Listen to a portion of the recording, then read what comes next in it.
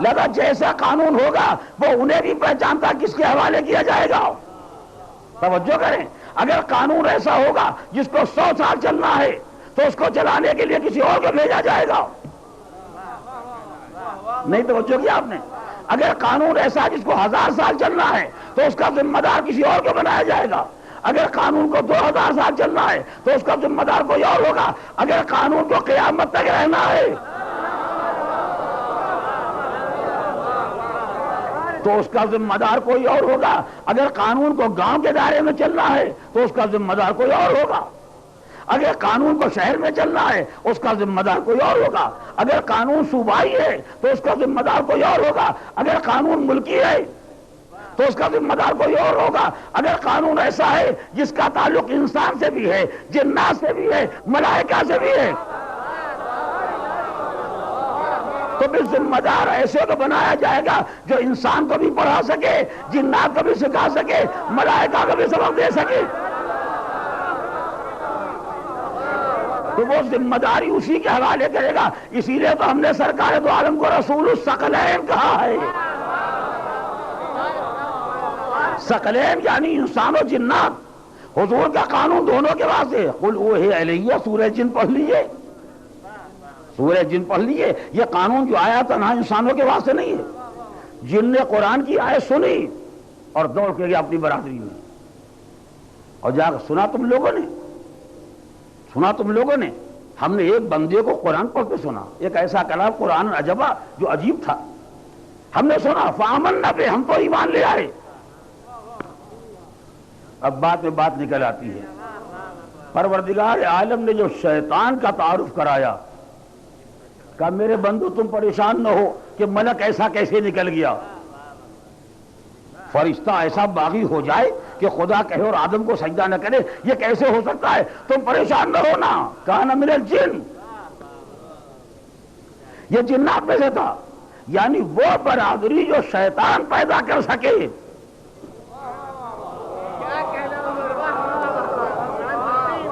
توجہ کرے, وہ برادری جس میں ایک صحیح شیطان پیدا ہو جائے, تو جو برادری شیطان بنا لیتی ہے اس میں اتنی شرافت پائی جاتی ہے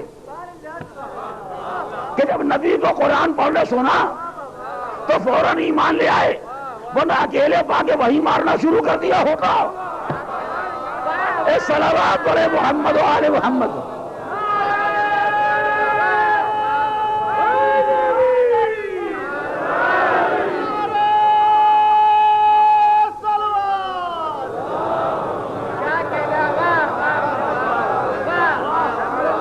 اکیلے ایک جگہ بیٹھے قرآن پڑھ رہے تھے, دیکھا یہ تو عجبہ تو ہے ہی ہے, قرآن عجبہ عجیب تو ہے ہی ہے. آپ تو جانتے ہیں کہ انسان جنات کو مار لے مشکل کام ہے, مگر جن انسان کو مار لے یہ کون سا مشکل کام ہے؟ ارے جن کو تو ضرورت بھی نہیں پڑتی آدمی کو مارنے کی, خالی جن کا خیال ہی مار لیتا ہے. مہینہ 2 مہینے ٹیبلٹ کھاتے رہے, کیپسول کھاتے رہے, انجیکشن لگواتے رہے, جب دیکھا کوئی فائدہ نہیں ہو رہا ہے, کہلے معلوم ہوتا ہے اس گھر میں کسی جن کا گزر ہے.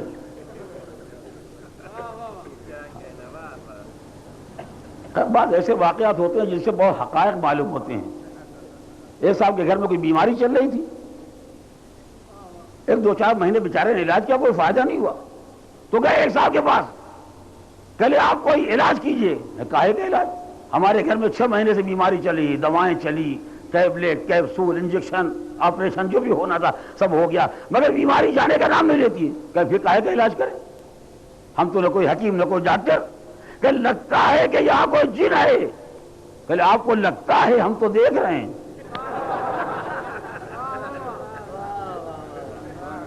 جو ایسے عجیب و غریب خیالات کا مالک ہو وہ انسان تو نہیں ہو سکتا.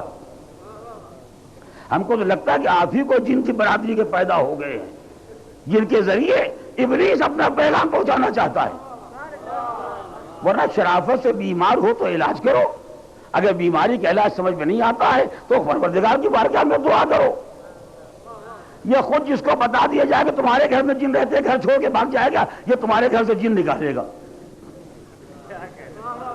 ارے کچھ تو انسان کو اپنی دیوانگی کا علاج کرنا چاہیے. ایک صلوات پڑھے محمد علیہ.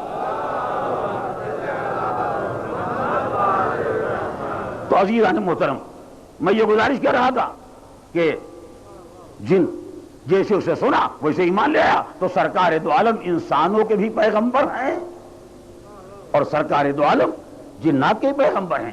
یہ قرآن انسانوں کی ہدایت کے لیے بھی ہے اور یہ قرآن جنات کی ہدایت کے لیے بھی ہے۔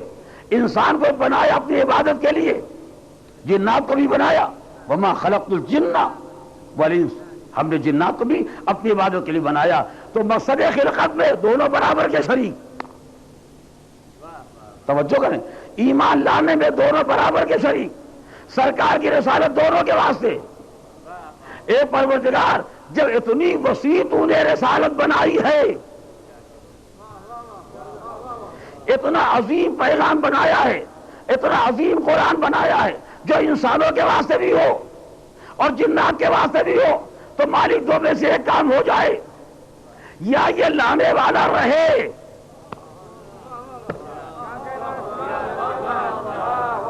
میں نے ایک لفظ کا معنی آپ کو سمجھتے ہیں، یا یہ لانے والا رہے تاکہ جب ان کو ضرورت پڑے تو انہیں سمجھائے، جب انہیں ضرورت پڑے تو انہیں سمجھائے، انسان محتاج ہو تو اسے بتائے، جنات کو ضرورت ہو تو اسے بتائے، یا اسی کو باقی رکھنا،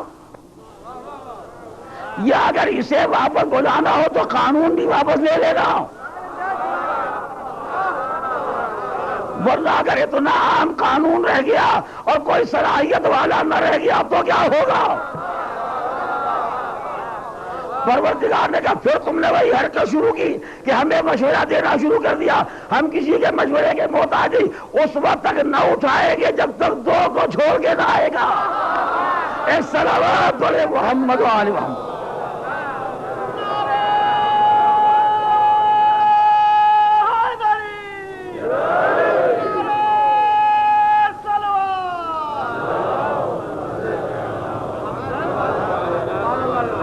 اس مقام پر بعض اور شواہد اور دلائل تھے جن کا ذکر کرنا وقت کے اعتبار سے بھی اور حالات کے اعتبار سے بھی مناسب نہیں ہے، اس لیے میں سورہ تحریم کا ذکر چھوڑ رہا ہوں۔ یعنی قانون خدا اتنا مقدس قانون ہے کہ اگر کئی پیغمبر اسلام کے عمل میں یہ احتمال پیدا ہو جائے کہ شاید کوئی حلال خدا حرام ہو رہا ہے تو قدرت کا لہجہ وہاں بدل جائے، آپ کیا ہم کیا، اور کیا آپ نے، یعنی عام انسان سے لے کے خاتم النبیین تک، زمین پر ننگے پیر چلنے والوں سے لے کر عرش اعظم تک جوتیوں سمیت جانے والے تک سب کو قانون خدا کی پابندی کرنا ہے۔ فرق یہ ہے کہ کرنا ہمیں بھی ہے انہیں بھی ہے، جیسے ملکی قوانین ہوتے ہیں ہمیں بھی عمل کرنا، آپ کو بھی عمل کرنا، کچھ کرتے ہیں کچھ نہیں کرتے۔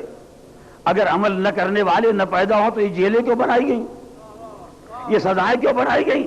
اس کا مطلب کہ قانون تو بنتا ہے سب کے لیے، مگر کچھ شریف ہوتے ہیں جو عمل کرتے ہیں، کچھ نالائق ہوتے ہیں جو عمل نہیں کرتے ہیں۔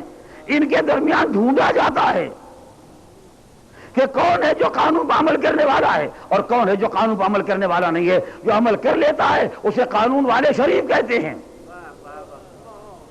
جو عمل نہیں کرتا اسے قانون والے ذلیل کہتے ہیں۔ ہے تو سب کے لیے، مگر دونوں میں فرق کیا ہوتا ہے؟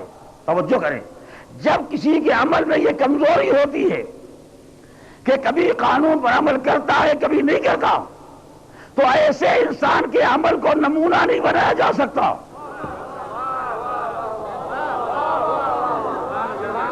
بس میں نے ایک طویل موضوع کو سمیٹ دیا ایک لفظ میں۔ اگر کسی کے ہاں عمل نہ کرنے کا امکان پیدا ہو جائے تو قانون اسے نمونہ نہیں بنائے گا، ورنہ اگر یہ نمونہ بن گیا تو نمونے پر چلنے والے کبھی عمل کریں گے کبھی چھوڑ دیں گے۔ توجہ کریں، اگر پروردگار اپنے قانون کے لیے کسی کو نمونہ بنا دے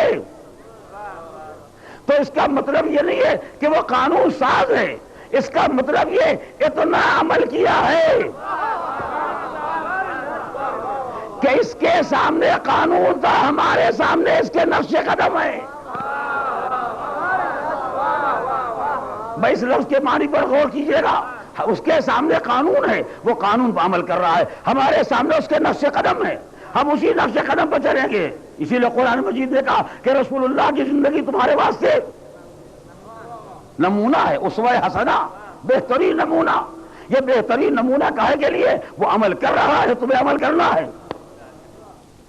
ویسے دیکھتے جاؤ یہ کیا کہہ رہا ہے، یہ کیا کر رہا ہے، ویسے عمل کرتے جاؤ. تو اس نے قانون پر عمل کیا ہے.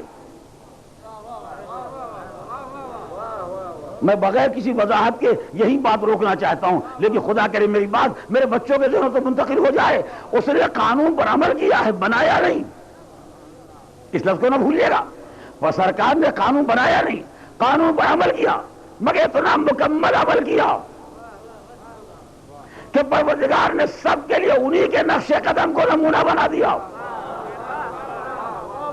اب اس کا مطلب کیا ہے؟ جو کاروان انسانیت چلا خدا کی بارگاہ کی طرف جا رہا ہے، سب سے آگے آگے سرکار، سرکار کے آگے سوائے قانون خدا کے کوئی نہیں ہے. قانون خدا پر وہ چل رہے ہیں، ان کے نقش قدم پر دنیا چل رہی ہے. توجہ کریں، ان کے نقش قدم پر پوری دنیا چل رہی ہے اور قانون الہی پر وہ چل رہے ہیں. فتبعھا، خدا نے کہا ہے ہمارے احکام پر عمل تمہیں کرنا ہے اور تمہیں ایسا بنا دیں گے کہ سب کو تمہارے نقش قدم پر چلنا ہوگا.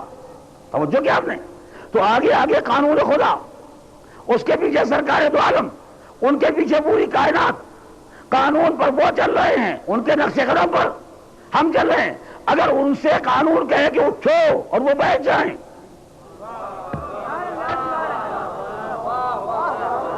غور کریں، اگر قانون ان سے کہے کہ پیغمبر راتوں کو ذرا آرام کرو، وہ کہیں میرا جی چاہتا رات بھر کھڑے رہنے کا، کہہ سکتے ہیں؟ نہیں کہہ سکتے ہیں. خدا کہے مسلح پر آؤ، چلے آئیں گے. خدا کہے کہ بستر پر جاؤ، چلے جائیں گے. تو جب قانون ان کے آگے چلا ہے تو جیسے جیسے اٹھاتا ہے بٹھاتا ہے.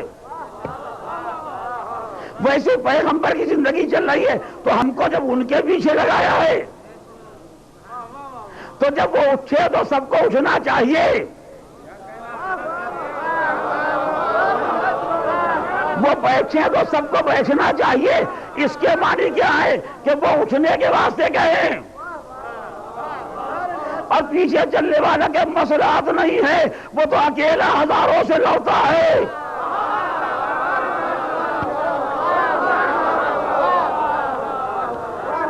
اس وقت اٹھنا مناسب نہیں ہے، اس وقت جانا مناسب نہیں ہے. اور سال بھر کے اندر رائے یوں بدل گئی کہ سن 5 میں اٹھنے کے لیے کہیں تو سب بیٹھنے کا مشورہ دے، سن 6 میں بیٹھنے کے لیے کہیں تو لگتا ہے یہ پیغمبر ہیں بھی یا نہیں ہے. صلوات علی محمد و آل محمد.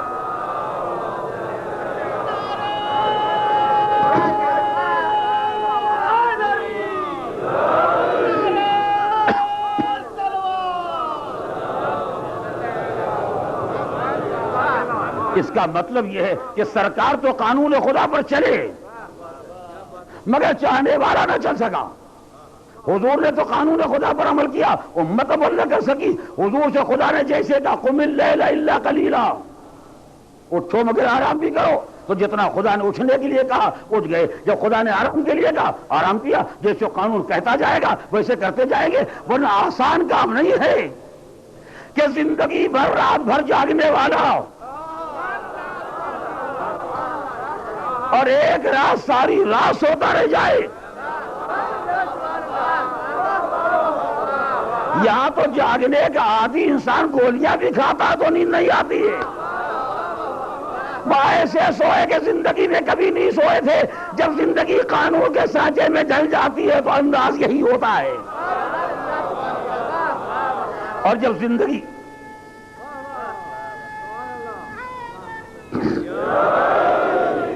زندگی قانون سے الگ چلتی ہے تو کبھی اطاعت ہوتی ہے کبھی نہیں ہوتی ہے. میں نے ایک لفظ کہا ہے اور یہی پر بات کو میں نے تمام کر دیا. ایک مرتبہ حضور نے کہا اٹھو جاؤ. آدمی کیا اٹھے گا؟ سر نہ اٹھا. کأن علی رؤوسہم الطیر، جیسے سروں پر پرندے بیٹھے ہوئے ہیں.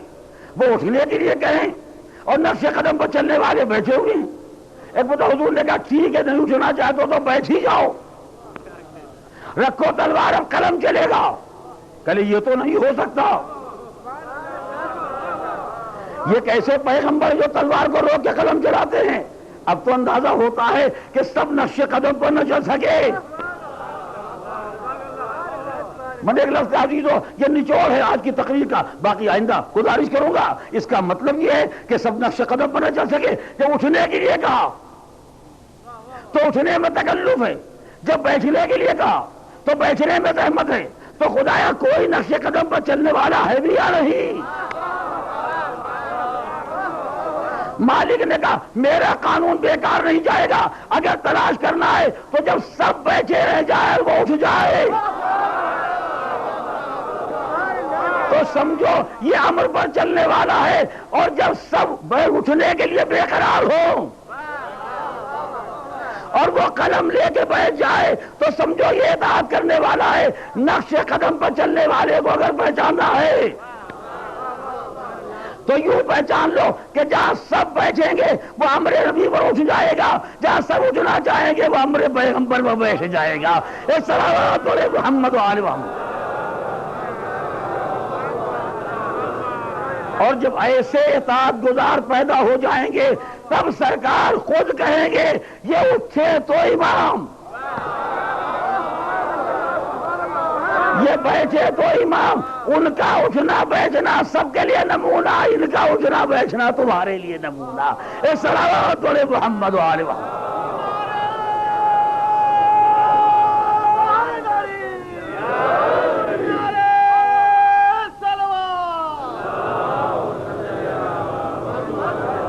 بس عزیزان محترم، میں نے اپنے گفتگو کو اسی مقام پر روک دیا.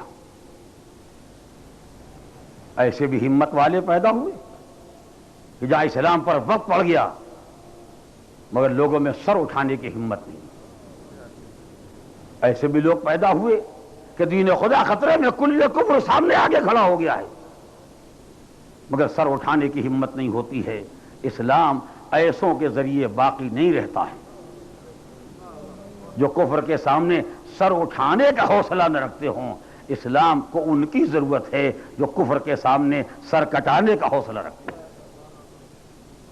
اس لیے ہم نے تاریخ میں ایسے کمسن بچوں کو دیکھا ہے جن کا حوصلہ قربانی یہ ہے، نہ 30,000 کے لشکر کو دیکھتے ہیں، نہ تلواروں کو دیکھتے ہیں، نہ نیزوں کو دیکھتے ہیں، نہ خنجروں کو دیکھتے ہیں، نہ اسلحوں کو دیکھتے ہیں. وہ صرف اپنے مقصد کو دیکھتے ہیں. اس مقصد کی راہ میں قربانی دینا ہے. تلواریں آتی ہیں تو آئیں، نیزے سر اٹھاتے ہیں تو اٹھائے، خنجر چلتے ہیں تو چلے، ہمیں کوئی پرواہ نہیں ہے. اگر دین خدا خطرے میں ہے تو پہلے ہماری قربانی پیش ہوگی، اس کے بعد دین خدا پر شاید کوئی آنچ آئے. ہم نے تاریخ میں ان سورماؤں کی تاریخ بھی پڑھی جن کا ذکر قدم قدم پر کیا جاتا ہے، اور ان بچوں کی بھی تاریخ پڑھی ہے جن کی زندگی کا ابتدائی دور ہے، جس دور میں ہر بچے میں، ہر نوجوان میں زندگی کے شوق ہوتا ہے، زندگی کا حوصلہ ہوتا ہے، زندگی کی آرزویں ہوتی ہیں، جوانی کی تمنائیں ہوتی ہیں، مگر اس کے بعد ساری رات اس عالم میں گزر جائے. کہ کب وہ وقت آئے گا، کب وہ صبح ہوگی، کب وہ میدان کارزار گرم ہوگا جس میں ہم جا کے دین کی راہ میں قربانی دے سکیں. بچوں کے حوصلے بچوں کو بے قرار کیے ہوئے ہیں. ماں کا جذبہ بچوں کو سامنے بٹھا کے سمجھا رہا ہے، بچوں جب قربانی کا وقت آ جائے تو میدان میں جانا اور اس شان سے جنگ کرنا کہ لوگ پہچان لے کہ تم کون ہو. اس انداز سے جہاد کرنا کہ ظالموں کو یہ اندازہ ہو جائے کہ لڑنے کے لیے کون آیا ہے. ابھی تو لوگ بچے سمجھ رہے ہیں مگر جب میدان میں آؤ گے تب اندازہ ہوگا کہ تمہارا خاندان بنی ہاشم سے کیا تعلق ہے. جب میدان میں آؤ گے تب اندازہ ہوگا کہ جعفر طیار سے کیا رشتہ ہے. تب معلوم ہوگا کہ حیدر کرار سے کیا رشتہ ہے. یہ تو میدان میں جانے کے بعد اندازہ ہوگا. رات گزرتی جا رہی ہے، ماں بچوں کے حوصلے جہاد کو اور آگے بڑھاتی جا رہی، یہاں تک کہ رات تمام ہو گئی. عاشور کی صبح آئی، وقت گزرتا رہا، قربانی کا مرحلہ آ گیا. چاہنے والے ایک کے بعد ایک راہ خدا میں قربان ہوتے جا رہے ہیں. یہاں تک کہ ظہر کا ہنگام آ گیا۔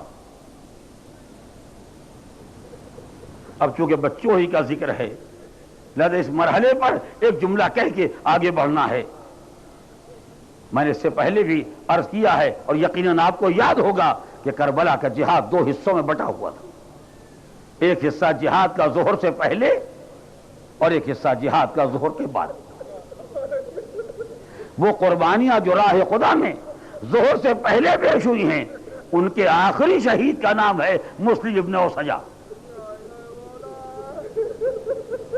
حملے اولا میں حسین کے 40 چاہنے والے کام آ گئے، اس کے بعد ایک ایک کر کے میدان میں جاتے رہے، 2 کر کے میدان میں جاتے رہے، یہاں تک کہ ظہر کا ہنگام آنے سے پہلے آخری مجاہد جو راہ خدا میں قربان ہوا وہ جناب مسلم ابن اوسجا تھے۔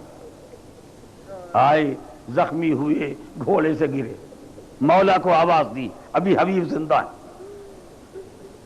جیسے امام نے میدان میں جانے کا ارادہ کیا حبیب آقا کے ساتھ چلے، آئے میدان جہاد میں، چاہنے والے کے سرانے بیٹھ گئے، امام نے سر اٹھا کے زانوں پر رکھ لیا، امام اور چاہنے والے میں گفتگو ہو رہی ہے، اتنا زخمی ہو گیا ہے کہ بار بار آنکھ بند ہو جاتی ہے، آنکھ کھلتی ہے، آقا کے جمال مبارک کو دیکھتا ہے، دیکھا پہلو میں حبیب بیٹھے ہوئے ہیں، حبیب نے کہا مسلم مسلم، یہ تو معلوم ہے کہ تھوڑی دیر کے بعد میں بھی قربان ہونے والا ہوں، مگر میں تم سے وعدہ کرتا ہوں کہ جتنی دیر زندہ رہوں گا تمہاری وصیت پر عمل کروں گا، اگر کچھ کہنا چاہتے ہو تو کہہ دو۔ ہاں اولاد والو، چاہنے والوں پر 2-4 منٹ سے زیادہ نہیں، بات تمام کرو، انشاءاللہ بہت روئیں گے آپ، اب تو تاریخیں ختم ہوتی جا رہی ہے، آدھا عشر محرم تو گزر گیا۔ اگر کوئی وصیت کرنا چاہتے ہو تو وصیت کرو۔ مسلم نے نہ زوجہ کے بارے میں کچھ کہا نہ بیٹے کے بارے میں کچھ کہا، آنکھ کھولی، اشارہ کیا حسین کے چہرے کی طرف کہ اسی کا بحاظ المظلوم۔ اے حبیب کچھ نہیں کہنا ہے، فقط اتنا کہنا ہے کہ جب تک زندہ رہنا اس مظلوم کا خیال رکھنا، اس مظلوم کا خیال رکھنا۔ یہ کہہ کے مسلم خاموش ہو گئے۔ اب جو حسین سرانے سے پلٹ کے چلے تو دیکھا کہ خیمے کا پردہ اٹھا، ایک کمسن بچہ خیمہ گاہ سے برآمد ہوا، میدان کی طرف جا رہا ہے، چھوٹی سی تلوار کمر سے لگی ہوئی ہے۔ فرمایا حبیب ذرا بچے کو روکو۔ حبیب نے بڑھ کے بچے کا بازو تھاما، مولا کے سامنے لے کے آئے، بیٹا کیا ارادہ ہے؟ کہ مولا آپ کے قدموں پر سر قربان کرنے جا رہا ہوں، مولا آپ کے قدموں پر سر قربان کرنے جا رہا ہوں۔ کہا بیٹا تو مسلم کا لال ہے، شاید تجھے نہیں معلوم ہے میں تیرے باپ کے سرانے سے آ رہا ہوں۔ اے بیٹا تیری ماں کے لیے تیرے باپ کا غم بہت کافی ہے، اب نیا صدمہ کیوں دینا چاہتا ہے؟ کہ مولا میں یوں ہی تو میدان میں نہیں آیا، یہ تلوار میری کمر سے میری ماں نے لگائی، یہ میدان میں سجا کے میری ماں نے مجھے بھیجا ہے۔ کہ شاید تیری ماں کو نہیں معلوم ہے کہ تیرا باپ دنیا سے رخصت ہو گیا۔ خیمے کے پردے کے پیچھے وہ ماں کھڑی سن رہی ہے جس نے بچے کو باہر بھیجا ہے، جیسے کانوں میں یہ آواز آئی کہ مولا اگر میرا شوہر مارا گیا تو یہ بیوہ کا ہدیہ ہے، آقا اسے رد نہ کیجیے گا، میرے بچے کو قربان ہو جانے دیجیے۔ اے رونے والوں، جب چاہنے والی خاتون کا یہ عالم ہے تو بہن کا کیا عالم ہوگا؟ اے بچوں، اے میرے لاڈلو، جاؤ میدان میں جا کے ماموں کو قربان ہو جاؤ۔ بچے میدان جہاد میں آئے، دادے شجاعت دیتے رہے، ادھر یہ زخمی ہو کے گھوڑے سے گرا، ادھر وہ زخمی ہو کے گھوڑے سے گرا۔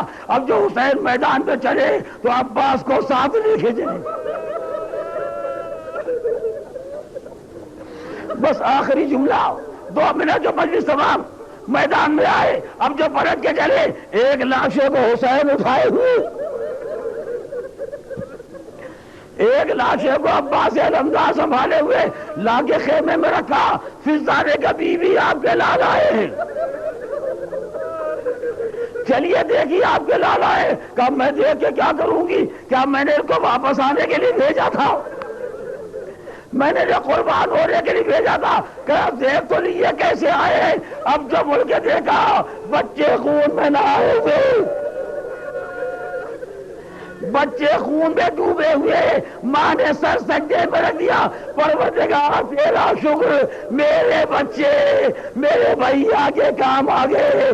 شاباش میرے شیرو، تم نے باجائے کے سامنے ماں کو چل سیالہ الذی رسل.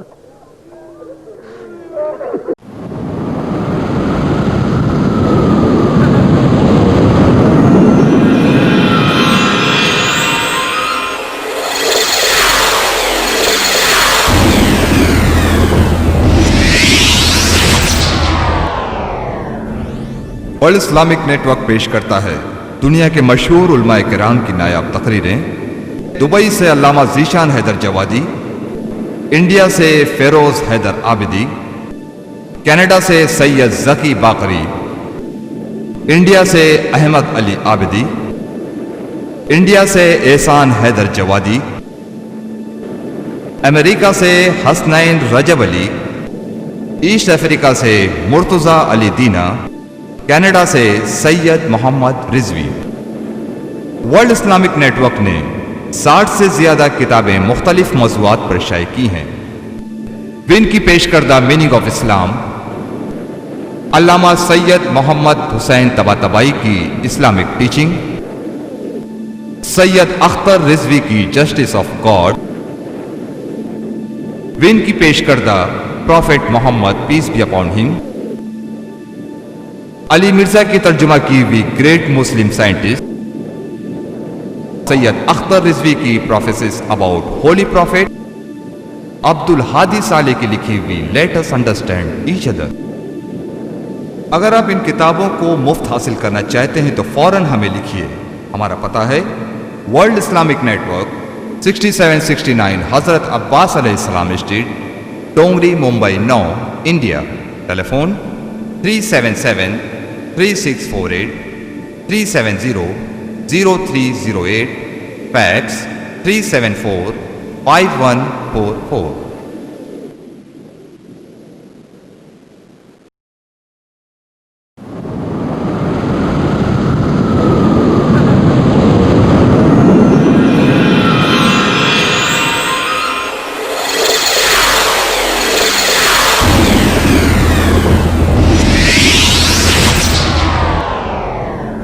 World Islamic Network has lecture of world-renowned scholars.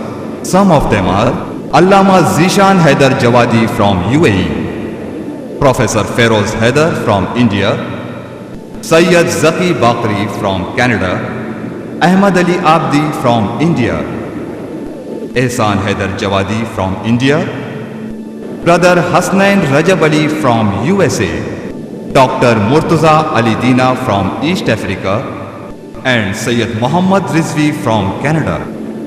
World Islamic Network has published more than 60 titles on various subjects, such as Meaning of Islam, presented by Win, Islamic Teaching by Allama Muhammad Tabatabai, Justice of God by Sayyid Akhtar Rizvi, Prophet Muhammad, peace be upon him, presented by Win, Great Muslim Scientist by Ali Mirza,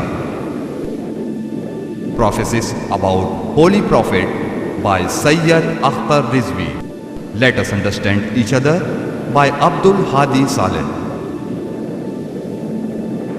For your free literature, please write to World Islamic Network, 6769 Hazrat Abbas Alayhi Salam Street, Tongri, Mumbai 400009, India. Telephone 377-3648 370-0308, fax 374-5144.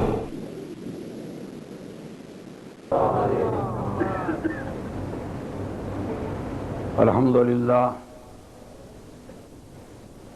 یہ سلسلہ مجالس جو ایک دن انگلیوں پر گنے جانے والے افراد سے شروع ہوا تھا، آج ہزاروں سے تجاوز کر چکا ہے۔ وعلى أهل بيته الطيبين الطاهرين الغر الميامين المعصومين الذين أذهب الله عنهم الرجس وطهرهم تطهيرا۔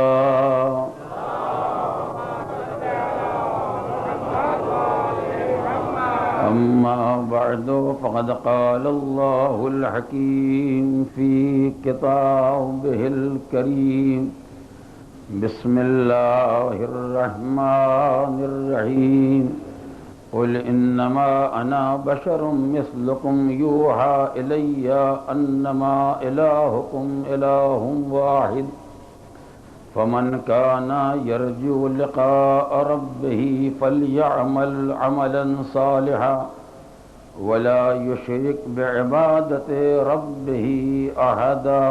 صلوات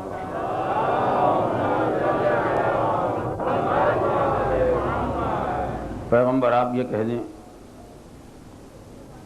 کہ میں بھی تمہارا ہی جیسا ایک بشر ہوں، لیکن میری طرف مسلسل یہ وحی نازل ہوتی ہے کہ تمہارا پروردگار ایک ہے، جو اس کی ملاقات کا امیدوار ہے اسے چاہیے کہ نیک عمل انجام دے اور اپنے مالک کی عبادت میں کسی کو شریک نہ بنائے۔ روز اول سے توحید پروردگار سے متعلق جو سلسلہ کلام آپ کے سامنے پیش کیا جا رہا تھا، اس کے 7ویں مرحلے پر توحید الہی سے متعلق ایک انتہائی نازک مسئلے کی وضاحت کرنا ہے، اور شاید توحید کی منزل میں اس سے زیادہ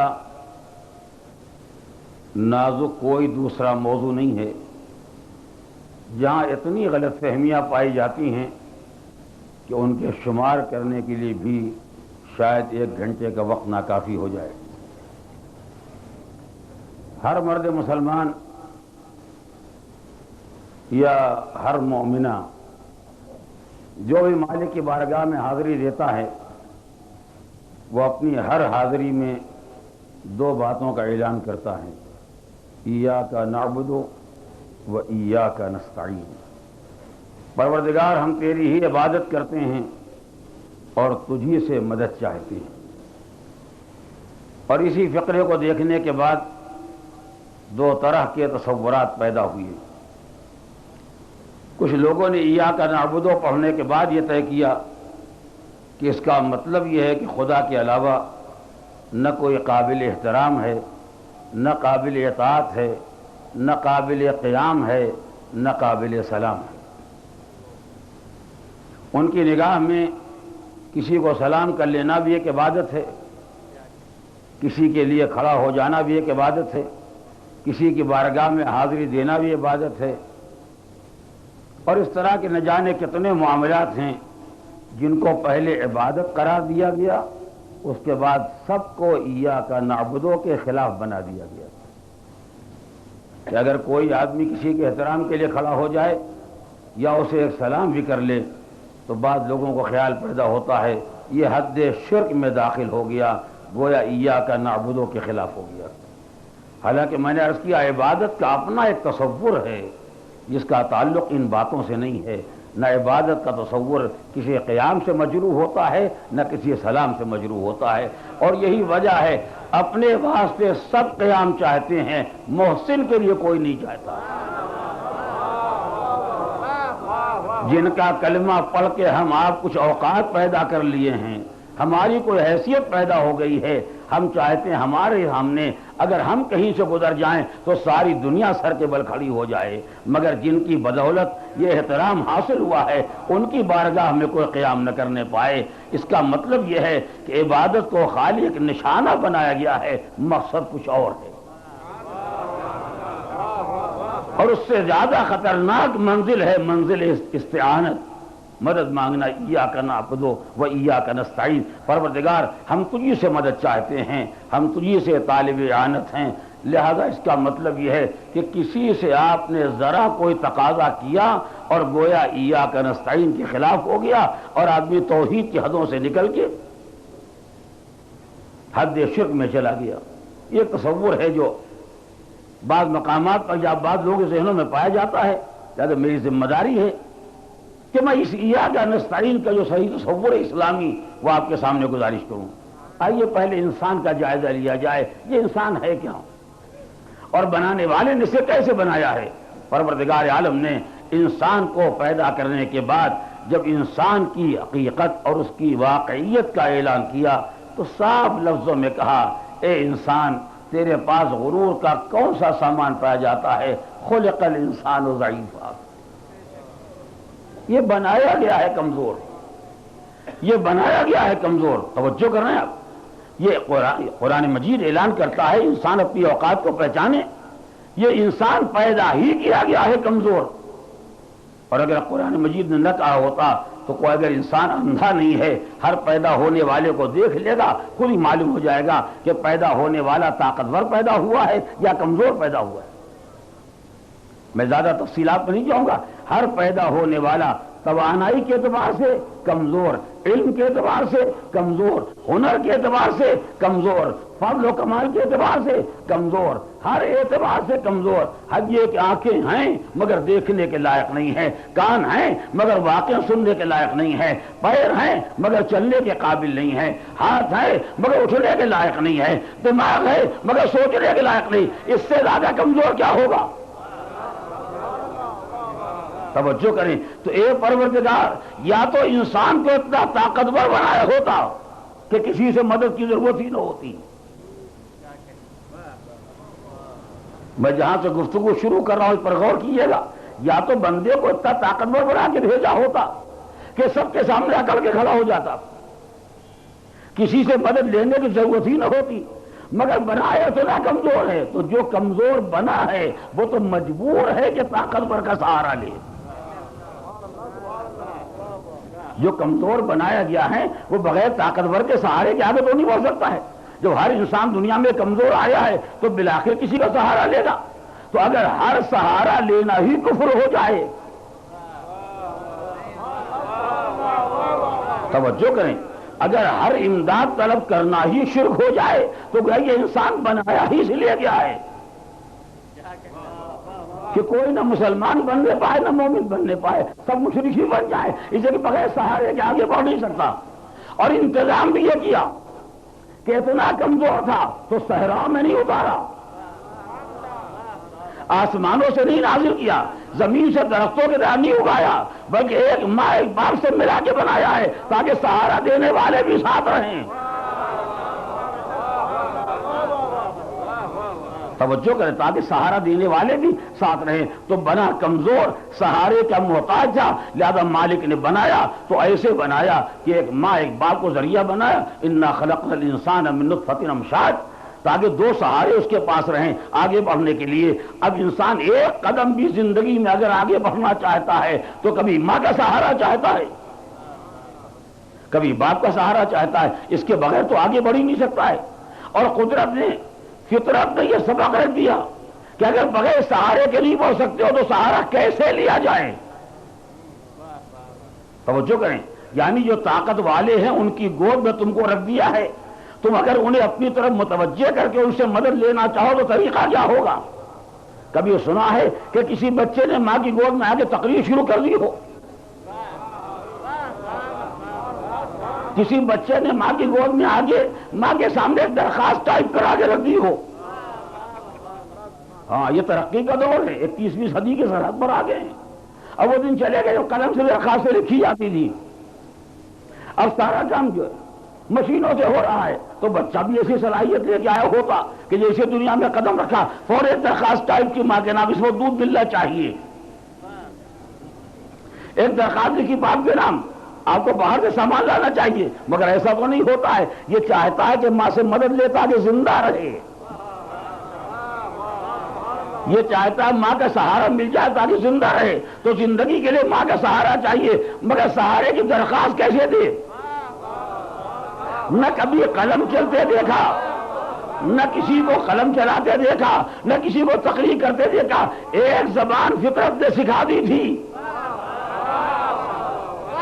جب ضرورت کا احساس پیدا ہوا، جب بھوک اور پیاس سے پریشان کیا، بچے نے رونا شروع کیا، ماں متوجہ ہو گئی، یعنی فطرت نے دونوں سبق دے دیے، بغیر سہارے کے جی نہیں سکتے، اور سہارا لینے کا بہترین سہارا ہے رونا۔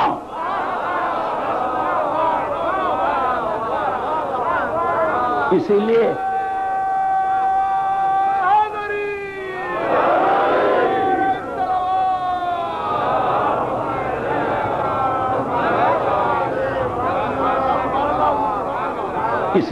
اگر آپ اسلامی روایات پڑھیں گے تو آپ کو اندازہ ہوگا، بہترین نماز، بہترین عبادت، بہترین بندگی وہ ہے کہ جہاں مصلی پر کھڑے ہونے والے کی آنکھ سے ایک قطرہ اشک نکل جائے۔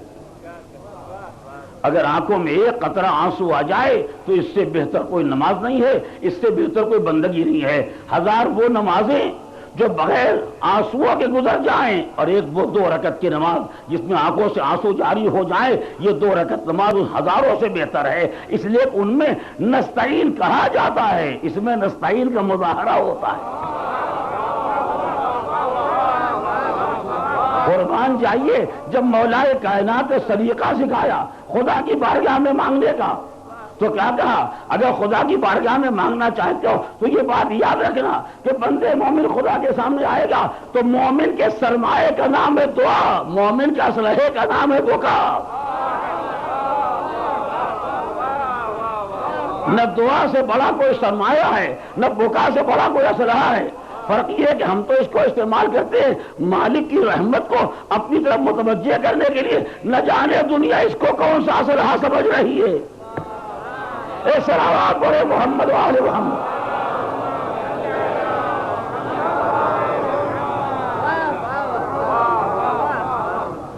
لہذا انسان محتاج ہے، انسان مجبور ہے کہ کسی نہ کسی کا سہارا لے گا۔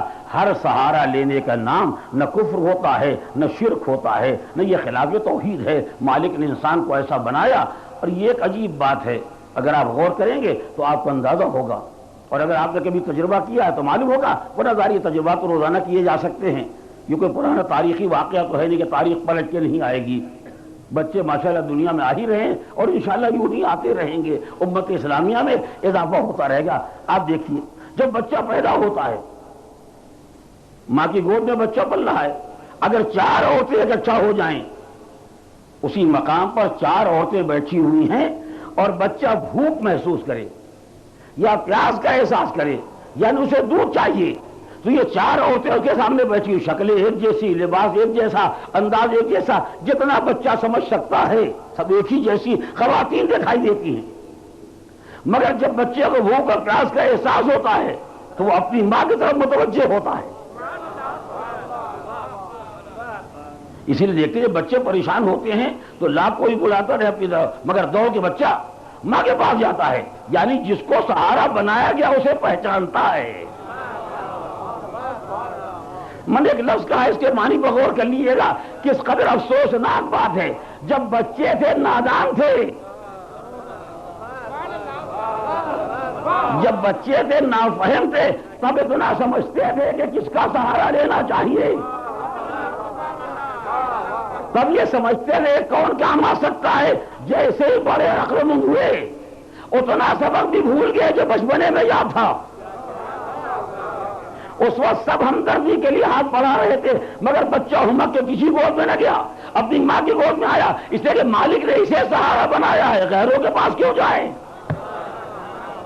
ارے جو پہلے دن سمجھ لیا تھا کہ اسی کو سہارا بناؤ جس کو اس نے سہارا بنایا ہے، تو آگے چل کے کس نے بہکا دیا، کبھی ان کی چوکھٹ پر کبھی ان کے دروازے پر، وہاں کیوں نہیں جاتے جس کو اس نے سہارا بنایا ہے۔ اس طرح بولے محمد و آل محمد۔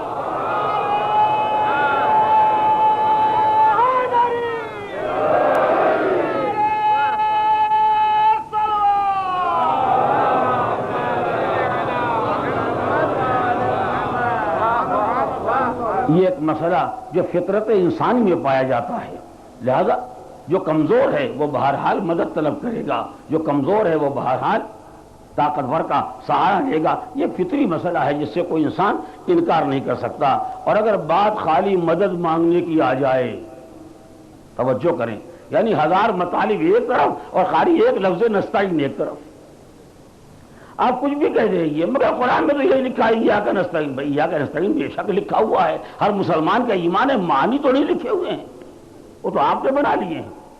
معنی تو پہلے پہچانیے، یا کا نستعین کے معنی کیا ہیں. نہیں کسی سے مدد نہ مانگی جائے گی. آپ ہمارا اپنا ذکر کر رہے ہیں. پروردگار ہو کے آپ سے کہتا ہے.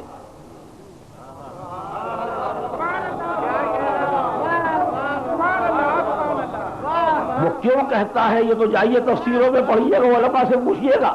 پروردگار خالق کائنات ہو کے آپ سے کہتا ہے ان تنصروا اللہ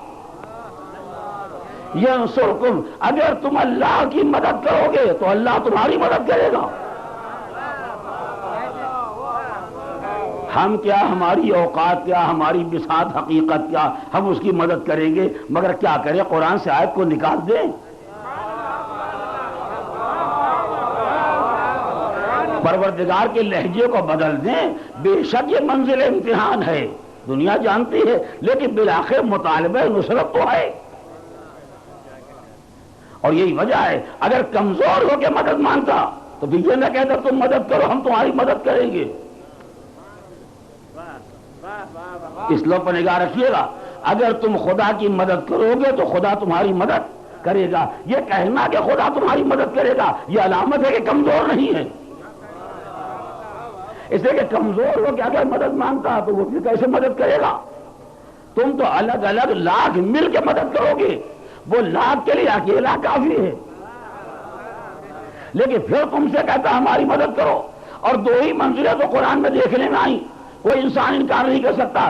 2 ہی جگہ ہے جہاں خدا نے بندوں سے کچھ مانگا ہے، ورنہ ہمیشہ دیا ہی ہے.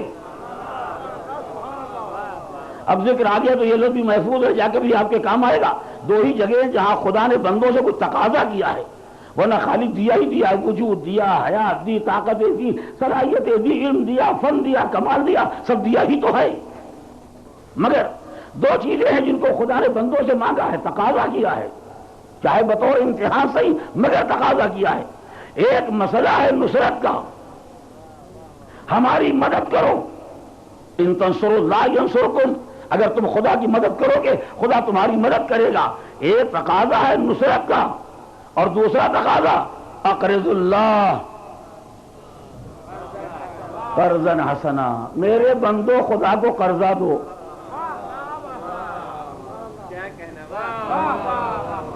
اب جائیے تفسیریں پڑھیے، علماء سے پوچھیے، ممکن ہو تو الفاظ بدلیے.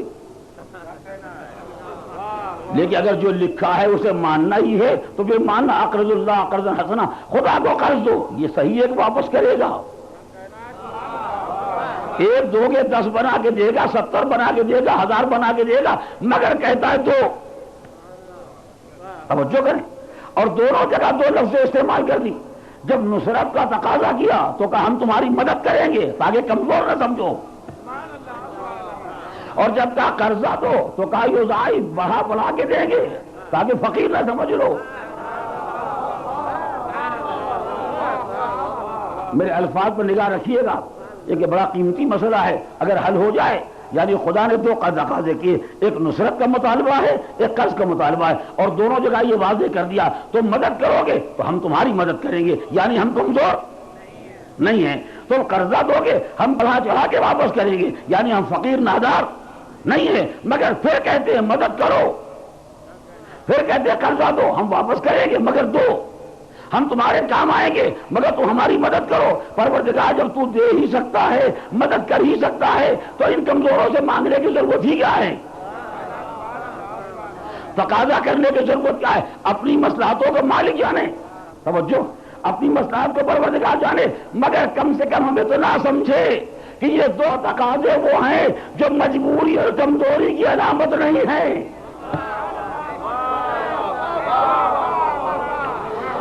ہر چیز کا مانگنا کمزوری کی نشانی بن سکتا ہے، لیکن نہ مدد مانگنا کمزوری کی نشانی ہے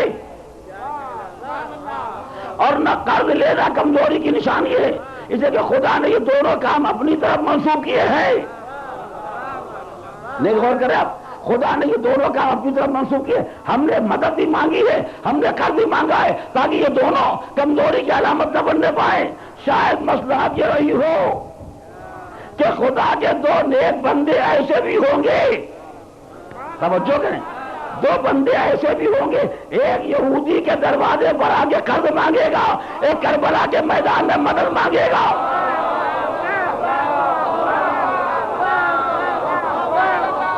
خبردار، نہ قرض کو دلیل کمزوری سمجھنا، نہ مدد مانگنے کو دلیل کمزوری سمجھنا، وہ بھی ایک امتحان تھا، یہ بھی ایک امتحان ہے۔ السلام بولے تو محمد والے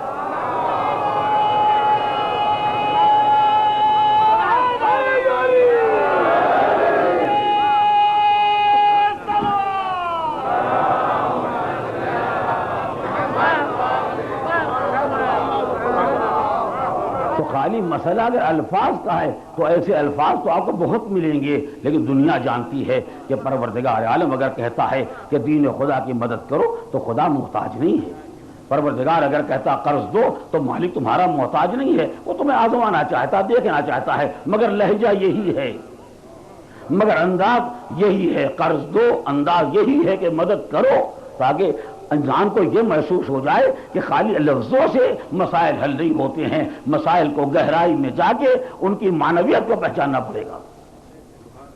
یہاں تک آنے کے بعد چلیے فطرت انسان سے آگے بڑھ کے دو جملے مجھے اور گزارش کرنا ہے اور وقت کے اندر بات تمام کرنا چاہتا ہوں، ورنہ مسئلہ بہت طویل ہے اور اس کے لیے بڑا وقت چاہیے۔ دیکھیں، کسی سے مدد مانگنے کے تین طریقے ہیں،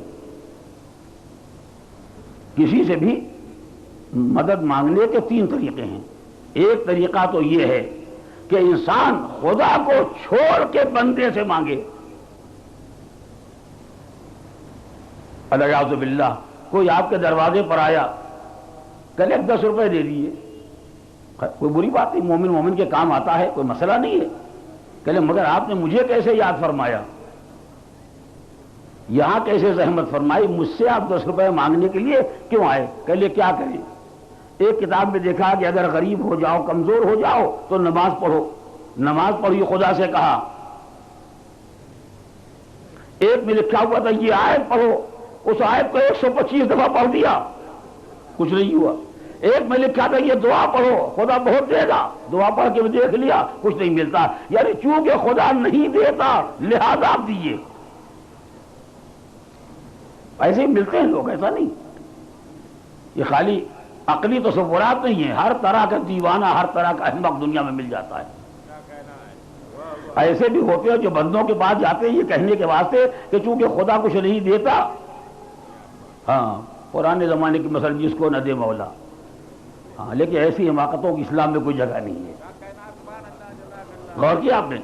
تو بھائی گزارش کیا، اگر کوئی خدا کو چھوڑ کے بندے سے مانگے کہ خدا نہیں دیتا یا نہیں دے سکتا لہذا حضور آپ، یہ بدترین کفر ہے۔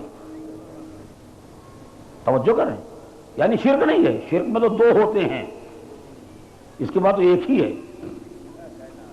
فرق یہ کہ وہ نہیں ہے، یہ ہیں۔ نہیں غور کیا آپ نے؟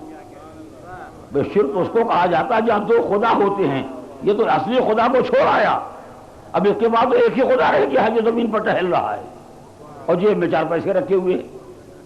یہ بدترین کفر ہے جو انسان کی زندگی میں پیدا ہوتا ہے جب انسان پروردگار کو چھوڑ کے اور بندوں سے مانگتا ہے۔ اس سے بدتر کوئی کفر تصور نہیں کیا جاتا، جو کبھی کبھی سماج میں، ہر سماج میں، ہر ایک اسلامی سماج میں بھی ایسے لوگ پیدا ہوتے ہیں، ایسے جاہل، ایسے نادان، ایسے احمق، ایسے دیوانے جو صاف صاف یہ کہتے ہیں خدا تو کچھ کرتا نہیں، آپ ہی کر دیے۔ ارے خدا کچھ نہیں کرتا تو یہ کیسے کر دے گا؟ جس کی موت و حیات بھی خدا کے ہاتھ میں ہے، اگر کچھ کرنے کا ارادہ کہ اسے ملک الموت کو بھیج دیا، اب بتاؤ کیا کرے گا؟ اور اب ملک الموت آئے دونوں کو ساتھ لے گئے۔ اگر آپ سمجھتے یہی کچھ کریں گے تو چلیے دونوں چلیے، دیکھیے کیا کرتے ہیں، آپ ان سے مانگیے گا یہ آپ کو دیں گے۔ غور کیا آپ نے؟ ایسا تو نہیں ہے، لیکن ایسے لوگ ہوتے ہیں۔ حد یہ ہے کہ میں نے دیکھا، ایسے لوگوں کو دیکھا بھی ہے اور سنا بھی ہے، جو سمجھتے ہیں خدا کام نہیں آئے گا، شاید اغیار کام آ سکتے ہیں۔ میں پھر وہی مثال دہراؤں گا، گھر میں 2 4 6 مہینے جو بیماری رہ گئی، مسلمان عورت، مسلمان مرد جس کے گھر میں 6 مہینے بیماری رہ گئی، اب یہ نکلے پتہ لگانے کے لیے کون اس بیماری کو گھر سے نکال سکتا ہے، جو گھر سے نکال سکتا ہے۔ یہ گھر میں جو کچھ ہو گیا ہے، اس کچھ میں کتنی معنویت پائی جاتی ہے، خاندان کے خاندان تباہ ہو گئے اسی کچھ کے پیچھے۔ سارے فتنوں کی جڑ یہ 2 چیزیں ہیں۔ جب خاندانوں میں، گھروں میں، محلوں میں فساد پیدا ہوتا ہے تو پہلے کہتے تمہارے گھر میں کچھ ہے۔ سنا ہے کہ نہیں آپ نے؟ جہاں 2 4 مہینے کوئی پریشانی رہی، مگر 10 جگہ انٹرویو میں گئے، نہیں نوکری ملی، یا جو نوکری تھی وہاں سے نکل گئی، یا مثلا 10 سال ہو گئے شادی کو اولاد نہیں ہوئی، یا بیماری 2 4 مہینے چل گئی، تو کہا تمہارے گھر میں کچھ ہے۔ یہ فتنے کا پہلا زینہ ہے۔ اور جیسے کچھ کا یقین ان کو پیدا ہوا، دوسرے نے اپنا کار خیر شامل کر دیا۔ اس کا مطلب یہ کہ کسی نے کچھ کیا ہے۔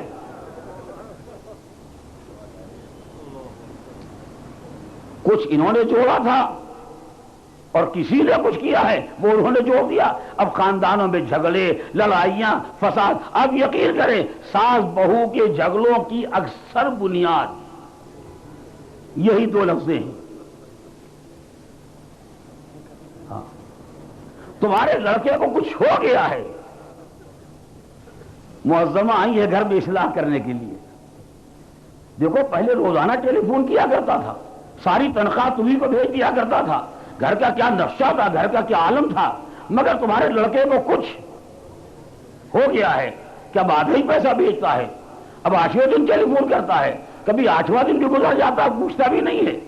دوسری معظمہ ادھر سے بولی، ہاں اگر کوئی شیطان کی ماں ہے تو کوئی خالہ بھی تو ہوگی،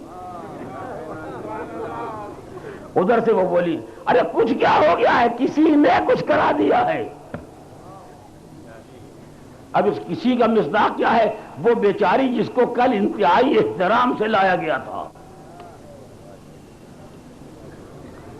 نہیں غور کیا میں نے کیا کہا، اتنے احترام سے لایا گیا۔ اب آج کے تو خیر حالات بدل گئے ہیں، ورنہ آج سے چند سال پہلے تک یہ عالم تھا کہ بہو گھر میں آ جائے تو اس کو زمین پہ اترنے نہ دیا جائے، گودی میں اٹھا کے اس کو لے جائیں۔ یہ کمال احترام آج خاک پر بیٹھنے کے لائق بھی نہیں ہے، بلکہ خاک میں ملا دینے کے لائق ہے۔ کیوں؟ اس لیے کہ اسی نے کچھ کرا دیا ہے جو میرا لڑکا میرے ہاتھ سے نکل گیا۔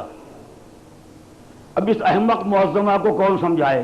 کسی نے کچھ نہیں کرا دیا، آپ ہی نے کچھ کرا دیا ہے۔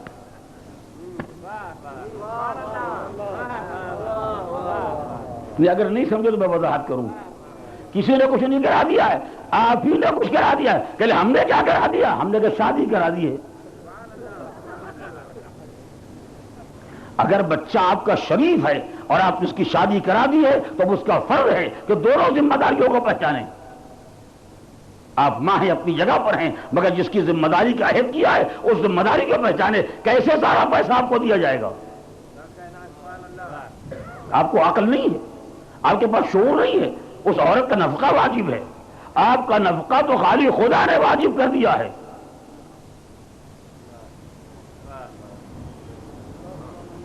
مجھے ڈر لگتا ہے کہ مجمع ہاتھ سے نکل نہ جائے۔ یہ سبھی دھیرے دھیرے باپ بن رہے ہیں، اولاد سے امیدیں لگائے بیٹھے ہوئے ہیں۔ دیکھیے اولاد پر ماں باپ کا نفقہ خدا نے واجب کر دیا ہے۔ اولاد نے کبھی ماں باپ سے کوئی معاہدہ نہیں کیا، اور اگر بس چلے تو کبھی معاہدہ نہیں کریں گے۔ خدا نے واجب کر دیا ہے، لہذا کہ شریف ہے تو حکم خدا پر عمل کرتے ہیں، نالائق ہے تو چھوڑیے۔ لیکن زوجہ کے نفقے کا تو آپ نے عہد کیا ہے۔ جب آپ نے کہا قبل تو اس کے معنی یہ نہیں کہ تنہا ان کو قبول کیا ہے، ان کی ذمہ داری کو قبول کیا ہے، یعنی حکم خدا بھی ہے، تمہارا معاہدہ بھی ہے۔ کاش میری بات کو آپ پہچان لیں، ماں باپ کے نفقے میں حکم خدا ہے، بندوں کا معاہدہ نہیں ہے۔ بیوی کے نفقے میں حکم خدا بھی ہے اور بندے کا معاہدہ بھی ہے. تو جب ماں نے معاہدہ کرایا تھا تو کیوں نہیں سوچا تھا کہ میرا بچہ چوری نہیں کرے گا, میرا بچہ جیب نہیں کاٹے گا, میرا بچہ حرام نہیں کھائے گا, میرا بچہ رشوت نہیں کھائے گا, یہی آمدنی اسی میں سے مجھے بھی ملے گا اور اسے بھی دے گا جس سے معاہدہ کیا ہے, اور تم نے تو معاہدہ کرایا ہے. اور کیا جیسے بچہ بڑا ہو گیا اب ماری ماری پھر رہی ہیں, کسی صورت سے صحرا دیکھ لیں, صحرا آج دیکھو بہو کا حال کل دیکھنا. کب یہ خالی صحرے مسئلہ تمام ہو جائے گا؟ اتنا آسان مسئلہ بھی نہیں ہے, ذمہ داریوں کا مسئلہ ہے, فرائض کا مسئلہ ہے, اسے فرائض کو ادا کرنا ہے. جب آپ نے اس کو لا کے رکھا ہے تو جو آمدنی ہوگی کچھ آپ کو ملے گی, کچھ اس کے حصے میں جائے گی. قانون شریعت ہے, وقت میں کچھ وقت آپ کو ملے گا. اب آپ ایسے بچے تو نہیں کہ ہر بات آپ پر واضح کی جائے. ایک صلوات پڑھے محمد علیہ. کچھ وقت اولاد ماں باپ کو دے گی, کچھ وقت اسے دینا ہے جس کو معاہدہ کر کے لے آئے ہیں. تو زندگی تو تقسیم ہونے والی ہے, اس میں کچھ کا کیا سوال ہے؟ کسی کا کچھ کر دینے کا کیا مسئلہ ہے؟ یہ تو قانون شریعت ہے جس پر اسے عمل کرنا ہے. یہ اس کی شرافت کا تقاضا ہے کہ دونوں کے حقوق کو پہچانے, اور یہ آپ کی شرافت کا تقاضا ہے کہ جس کو لے کے آئی ہے اس کے حق کو پہچانیے, اور یہ اس کی شرافت کا تقاضا ہے کہ جس نے تم کو اپنے بیٹے یا اپنے گھر تک پہنچایا ہے تم اس کا احترام کرو. اسلام میں کوئی ذمہ داری نہیں ہوتی ہے کہ یہ زیادہ اونچے ہو گئے وہ کچھ نہ رہ گیا. اسلام میں ہر ایک کا حق ہے. توجہ کیا آپ نے؟ اگر ساری امت پر نبی کا حق رکھا گیا ہے تو نبی پر امت کا حق رکھا گیا ہے. جب پیغمبر کو امت کا حق ہے تو امتیوں کے درمیان کیا اوقات کسی کی ہے؟ سب کے اوپر حقوق بھی ہیں اور سب کے لیے فرائض بھی ہیں. ہر ایک کو اپنے فرض کو یاد رکھنا چاہیے. ایک صلوات پڑھے محمد علیہ. دور چلے گئے, میں یہ گزارش کر رہا تھا تو جیسے ہی معلوم کچھ ہے انہوں نے کام شروع کر دیا. کوئی نمازیں پڑھ لی, کچھ دعائیں پڑھ لی, کچھ اور اعمال کر لیے. جب کوئی فائدہ نہیں ہوا تو کسی نے بتا دیا وہ صاحب جو سڑک پر بیٹھے رہتے ہیں نالی کے پاس, اگر نالی کے پاس ہے تو کچھ پہنچے ہوئے ہیں, یعنی نالی تک,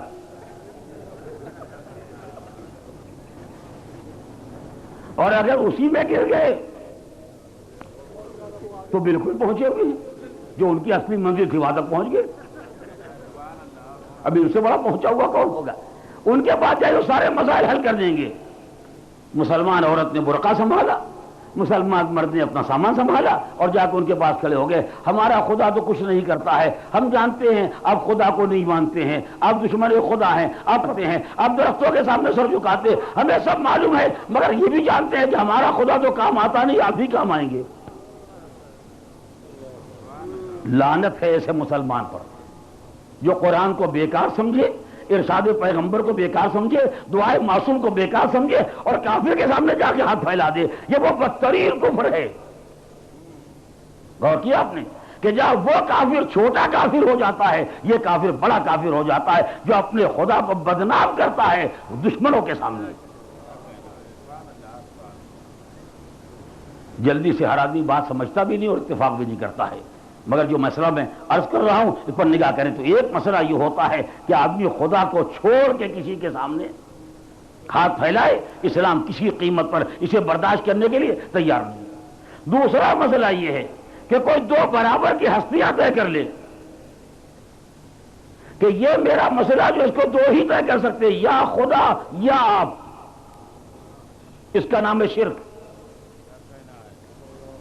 خدا کے مقابلے میں کوئی آپ نہیں ہے, نہ آپ نہ میں. خدا کے سامنے کوئی نہیں جس سے کہا جائے یا یہ یا آپ, اس لیے کہ یا نہیں ہے. خدا میں توحید ہے, توحید. خدا ایک ہے, اس کا یا نہیں ہوتا ہے.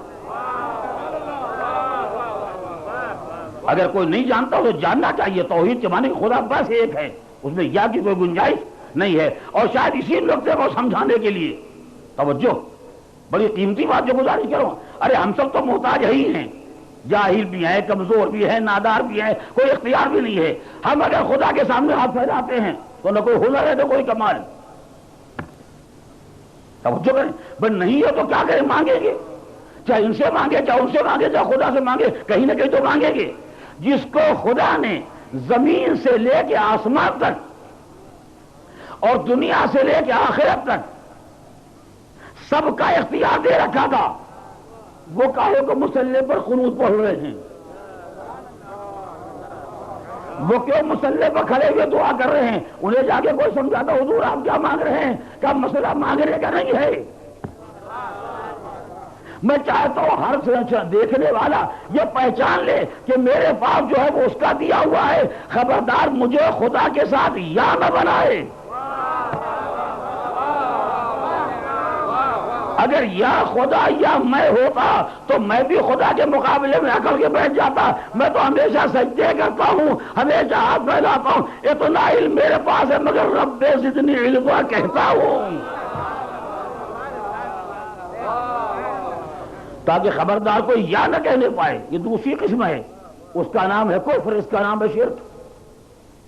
خدا کے ساتھ کوئی یا نہیں ہے، خدا خدا ہے بس۔ اور کیا تیسری قسم ہے کہ جہاں کسی سے مانگا جائے اس بنا پر کہ خدا نے اسے دے رکھا ہے۔ غور کریں، خدا کو چھوڑ کے نہیں، خدا کے مقابلے میں نہیں، اس لیے کہ خدا نے اس کو دے رکھا ہے، مجھے نہیں دیا ہے، لہذا اس سے مانگا جائے۔ یہ عین ایمان ہے، اس میں نہ کسی طرح کا کوئی کفر ہے، نہ کسی طرح کا کوئی شرک ہے، نہ کسی طرح کے عقیدے کی کوئی خرابی و کمزوری ہے، یہ عین ایمان ہے، بلکہ کمال شرافت ہے۔ اور یہی بات جو پیڑھیوں سے میں کر رہا تھا، بچہ ماں کی طرف کیوں مڑا؟ بچہ ماں کی طرف کیوں متوجہ ہو گیا؟ اس لیے کہ فطرت نے یہ بتایا ہے کہ خدا نے اس کے پاس روزی رکھی ہے، تیرے پاس نہیں رکھی ہے۔ اب میں اس سے زیادہ کیا وضاحت کروں؟ تیری غذا کو خدا نے اس کے پاس رکھا ہے، تیرے پاس نہیں رکھا ہے۔ تو بچہ ماں کی طرف اس لیے نہیں گیا ہے کہ اس کو کوئی دوسرا خدا سمجھتا ہے، اس لیے کیا کہ اسے خدا نے دیا ہے، میرے پاس نہیں ہے، تو اس سے مانگنا خدا سے مانگنا ہے۔ ورنہ اگر خدا نے اس کے پاس نہ رکھا ہوتا تو بچہ مڑ کے بھی نہ دیتا، اور ساری دنیا کا کاروبار اسی پر چل رہا ہے۔ آپ میری یہاں کیوں نوکری کرتے ہیں؟ کہلے 2000 درہم ملے گا، آپ کو شرم نہیں آتی کیا خدا 2000 نہیں دے سکتا؟ آپ میرے 2000 درہم میں چکر میں کیوں پڑے ہوئے؟ کہتے کہ خدا نے آپ کو دیا ہے۔ توجہ کریں، یہ دروازوں پر فقیر کیوں آتے ہیں؟ اس لیے کہ جانتے ہیں آپ کے پاس ہے، ہمارے پاس نہیں ہے، مگر جو آپ کے پاس ہے وہ آپ کا نہیں ہے، خدا کا دیا ہوا ہے۔ تو جب کوئی خدا کے مقابلے میں کسی کو سمجھ کے مانگے گا یہ شرک ہو جائے گا، لیکن خدا کے دیے ہوئے میں سے مانگے گا، یہ تو ساری دنیا کا کاروبار اسی پر چل رہا ہے۔ حد یہ ہے کہ انبیاء اور مرسلین کی تاریخ پڑھ لیجیے، خدا نے آپ کو نبی بنایا ہے، خدا نے آپ کو دریاؤں میں بچایا ہے، خدا نے آپ کو قصر فرعون میں بچایا ہے۔ اب خدا کہتا جاؤ اور جا کے فرعون کے میرا پیغام سناؤ، کیوں کہتے خدایا کسی کو صاف کر دے۔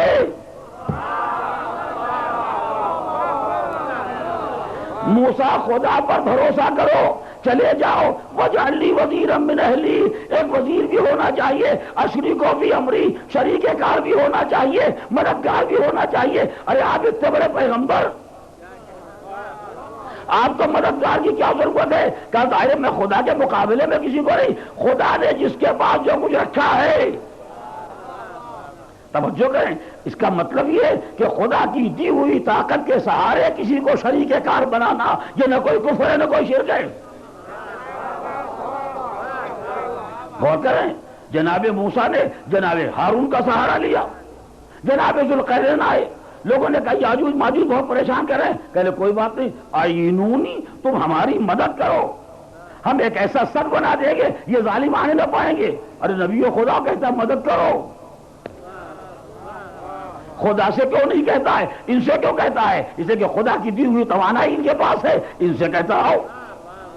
توجہ کریں، جہاں تک چلے جائیے ہر مرحلے پر حد یہ ہے کہ سرکار دو عالم نے جب تبلیغ اسلام شروع کی ہے تو پہلی دعوت دیتا کون ہے جو میرا بوجھ بٹائے گا؟ کوئی آج تک کہنے والا نہ پیدا ہوا آپ بوجھ بٹانے والا ڈھونڈ رہے ہیں، آپ کے پاس تو بوجھ اٹھانے والا موجود ہے، مگر کہتے کون ہے جو میرا بوجھ بٹائے گا؟ اس کا مطلب یہ ہے کہ مددگاروں کو ساتھ لے لینا نہ فطرت بشر کے خلاف ہے، نہ آیات قرآن کے خلاف ہے، نہ سیرت انبیاء کے خلاف ہے، نہ کردار مرسل آدم کے خلاف ہے۔ اگر کوئی یہ طریقہ چھوڑ دے گا تو کس کے ساتھ جائے گا؟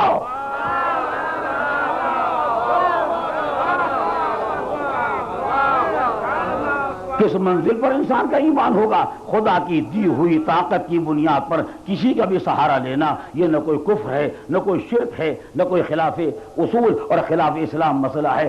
یہی وجہ ہے کہ پروردگار عالم نے پہلے خود کہا ان تنصر اللہ، ہم نے تم کو طاقت دی ہے، ہم نے تم کو مال دیا ہے، اب ہمیں دو، بطور قرض دو۔ کیوں دیا؟ ہم نے دیا تھا لہذا دو۔ ہم نے بازوؤں میں توانائی رکھی لہذا ہمارے دین کی مدد کرو۔ یعنی اپنی دی ہوئی طاقت ہے اسی کے لیے تو کہہ رہا ہے، خدا کے مقابلے میں کچھ نہیں ہے، خدا کی دی ہوئی قوت ہے، تمہارے پاس خدا کا دیے وہ مال ہے، راہ خدا میں دو، تمہارے پاس خدا کی دی ہوئی طاقت ہے، راہ خدا میں خرچ کرو۔ توجہ کریں۔ اور ہم آپ جیسے غریبوں کا حال کیا ہے؟ کبھی رستے پر آئے، کبھی بہکے، کبھی ٹھیک ہے کبھی بہک گئے، ہمارا کیا بھروسہ ہے جو ساری کائنات کو درس ہدایت دینے کے لیے آیا تھا؟ پروردگار نے اگر کسی کے بازوؤں میں زور رکھ دیا تھا تو اس سے بھی کہا کہ ناز علی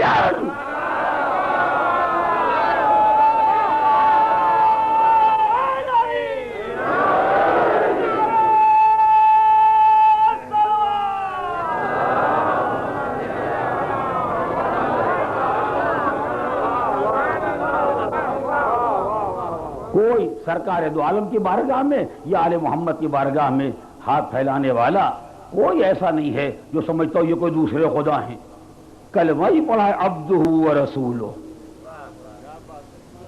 ہر تشہد میں اعلان کرتا عبدہ و رسولہ، یہ اللہ کے بندے ہیں، دوسرا خدا کہاں سے ہو گیا؟ غور کیا آپ نے؟ وہ خود اعلان کرتے ہیں سرکار تو سرکار ہے، انا عبد من عبید محمد، میں تو ان کے خدمت گزاروں میں ہوں۔ اس کے بعد کون آدمی سمجھ لے گا کہ دوسرا خدا کوئی پیدا ہو گیا ہے؟ ایسا نہیں ہے عزیزان محترم۔ جن کے سامنے بھی کوئی آدمی ہاتھ پھیلاتا ہے سمجھتا ہے ان کے پاس خدا کا دیا ہوا ہے لہذا ان سے لیتا ہے۔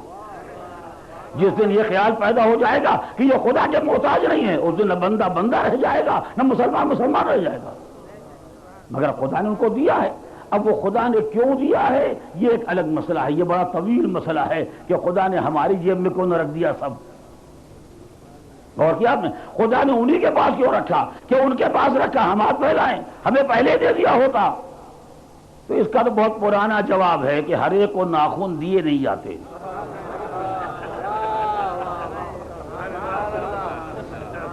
وہ دینے والا اگر اتنا بھی نہ پہچانتا ہو کس کو کیا دینا چاہیے، اگر اتنا بھی نہ جانتا ہو کس کو دینا چاہیے کس کو نہیں دینا چاہیے، آپ یقین کریں بس آخری لفظ ہے اور بات کو آج یہی روک دیتا ہوں، انشاءاللہ باقی آئندہ گزارش کروں گا۔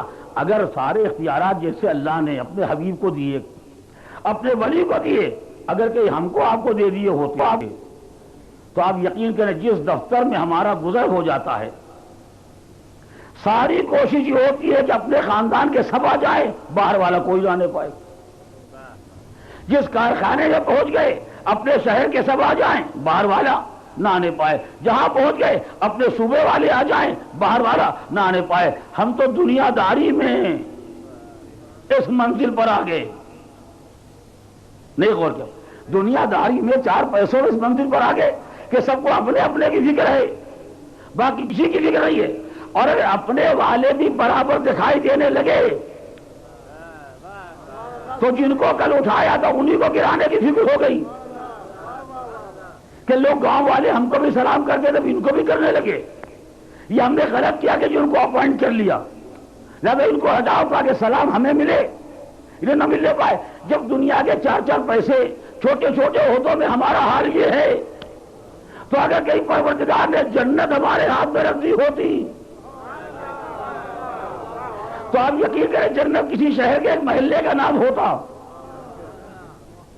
بلکہ اور واضح کہوں آج کی زبان میں یہ کوئی کالونی ہوتی،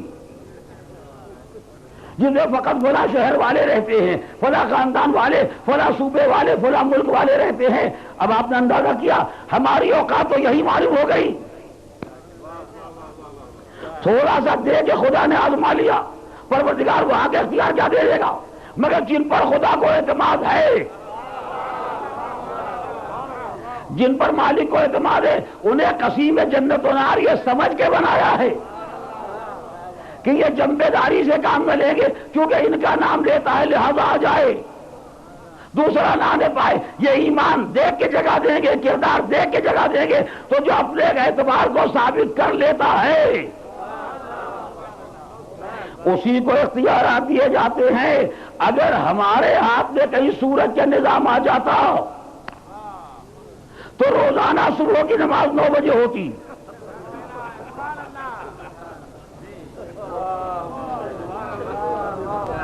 بس میں نے ایک لفظ کہہ دیا، سوچئے گا، ہاں، اور کبھی قضا نہ ہوتی، اس لیے کہ ہم تو نظام ہی یہ بناتے ہیں۔ آج صبح 8:30 بجے پوچھنا ہے جناب سورج صاحب آپ 8:45 بجے سے پہلے مت کریے گا، اور کل ہم کو 10:30 بجے اٹھنا ہے تو آپ 10:15 سے پہلے باہر نہ آئیے گا۔ اگر ہمارے ہاتھ میں ہوتا تو ہم ذریعہ بناتے بندگی چھوڑنے کا، بس لفظ کے معنی اب سوچ رہیے گا، ہم ذریعہ بنا لیتے اختیارات کو بندگی سے انحراف کرنے کا، مگر وہ اللہ کا بندہ ہے۔ خدا نے اعتبار دیکھ کے اگر یہ اختیار دیا ہے تو اس نے اپنی عظمت کے اظہار کے واسطے سورج نہیں بجایا، خدا کے سجدے کے لیے بجایا ہے۔ الصلوات بڑے محمد والے۔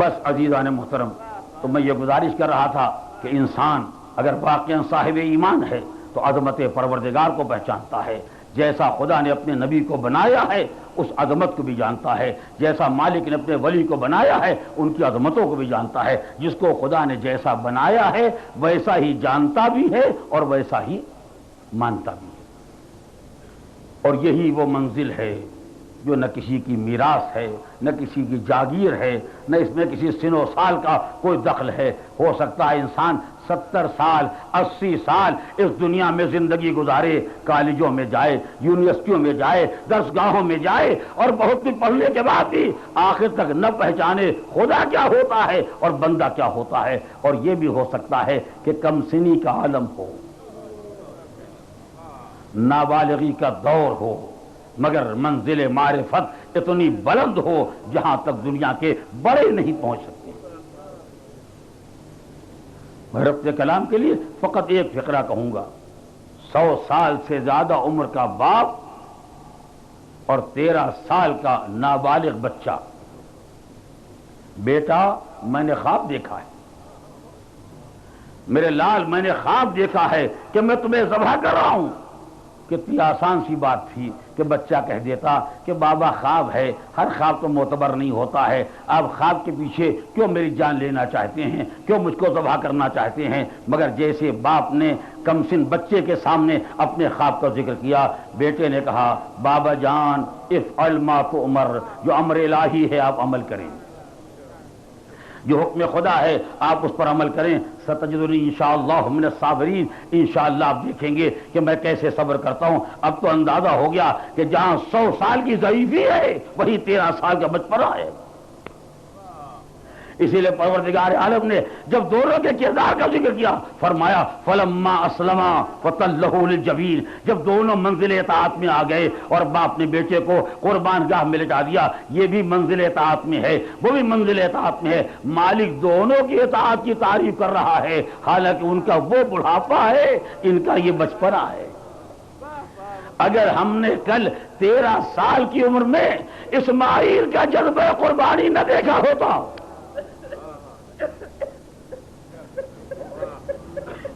بس عرب آ گیا صاحب، میرا بیان آخری منزل تک آ گیا۔ اگر کل ہم نے کم سنی کے عالم میں جناب اسماعیل کا جذبہ قربانی نہ دیکھا ہوتا تو شاید یہ خیال پیدا ہوتا کہ یہ جذبہ جوانی سے پہلے نہیں پیدا ہوتا، یہ جذبہ زندگی کے تجربات سے پہلے نہیں پیدا ہوتا، مگر ذبیح اللہ کو دیکھ کے یہ اندازہ ہوا کہ 13 برس کی عمر میں بھی جذبہ قربانی پیدا ہوتا ہے۔ اور بچہ باپ سے کہتا ہے اگر مالک کی مرضی یہی ہے کہ قربان ہو جاؤں تو میں جان دینے کے لیے تیار ہوں، مگر رونے والوں مجھے ایک فقرہ کہنا ہے۔ ابراہیم نے فرمایا بیٹا میں نے خواب دیکھا ہے کہ میں تمہیں ذبح کر رہا ہوں، تو بیٹے نے کہا بابا میں گلا کٹانے کے لیے تیار ہوں، آپ مجھے صبر کرنے والا پائیں گے۔ یعنی جب بزرگ نے قربانی کے لیے کہہ دیا، کاش میری بات آپ کے ذہنوں تک منتقل ہو جائے۔ جب ابراہیم نے قربانی کا ذکر کر دیا تو اسماعیل نے آمادگی کو ظاہر کر دیا، مگر کربلا میں تو ہم نے عجب منظر دیکھا کہ بزرگ خاندان نے قربانی کا ذکر نہیں کیا تو بچہ پریشان ہے۔ کل وہ دن آنے والا ہے جس میں اصحاب مارے جائیں گے، انصار راہ خدا میں قربان ہو جائیں گے، بوڑھے بھی کام آئیں گے، جوان بھی کام آئیں گے، سب اللہ خدا میں قربان ہو جائیں گے۔ جو تذکرہ کرتے کرتے امام حسین خاموش ہوئے تو ایک مرتبہ دیکھا کہ بچہ گوشے میں بیٹھا ہوا رو رہا ہے۔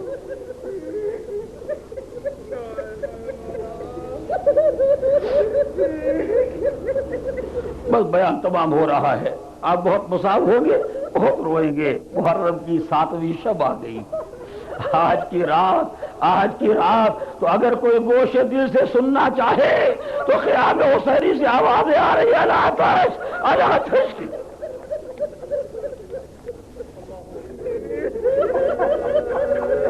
بندش آپ تو پہلے دن ہو گئی، 7ویں محرم تو قحط عام کا دن ہے۔ جب سارا محضر شہادت سنا دیا گیا، بچہ گوشے میں بیٹھا وہ رو رہا ہے۔ روتے روتے اچانک یہ خیال پیدا ہوا کہ بابا نے دنیا سے جاتے جاتے ایک تعویذ میرے بازو پر باندھا تھا اور کہا تھا میرے لال جب کوئی سخت وقت آ جائے، جب کوئی بڑی مصیبت آ جائے اور مسئلے کا حل سامنے نہ ہو تو اس تعویذ کو کھول کے دیکھ لینا، اس میں تمہارے مسئلے کا حل لکھا ہوا ہے۔ سنو گے اولاد والو؟ اب جو بچے نے تعویذ کو کھولا تو دیکھا لکھا بنی قاسم ادرک عمک الحسین، بیٹا قاسم جب وقت آ جائے تو دیکھو اپنے چچا کا ساتھ نہ چھوڑنا، بیٹا اپنے چچا حسین کے کام آنا، اپنے چچا حسین کو قربان ہو جانا۔ مجھے سنا تھا، اب بچہ مسکراتا ہوا چلا چچا کے سامنے آئے، بیٹا خیر تو ہے کیوں آئے؟ کہا چچا ذرا آپ اس تحریر کو پڑھ لیجیے۔ حسین نے تحریر کو دیکھا، قاسم کو سر سے پاؤں تک دیکھا، تم بھائی کی تحریر لے کے نہیں آئے، اپنے موت کی خبر سنانے کے لیے آئے۔ چچا بابا کا حکم ہے میں قربان ہو جاؤں، میں آپ کے کام آؤں۔ فرمایا بیٹا محضر شہادت میں تمہارا نام ہے، میں نے فقط ذکر نہیں کیا تھا ورنہ قربان ہونے والوں میں تمہارا نام ہے، اور ایک قاسم تنہا تمہارا ہی نام نہیں ہے۔ بس رونے والوں متوجہ ہو جاؤ، اور میری بہنیں بھی متوجہ ہو جائیں جن کی گودیوں میں بچے ہیں۔ بیٹا تنہا تمہارا ہی نام نہیں ہے بلکہ تمہارے بھائی علی اصغر کا نام بھی ہے، کل اصغر بھی قربان ہو جائیں گے۔ قاسم ایک طرف تو خوش ہوئے کہ میری قربانی کا ذکر آ گیا، مگر ایک طرف بچہ طرف گیا کہ اصغر کی قربانی کا ذکر کیسے آ گیا۔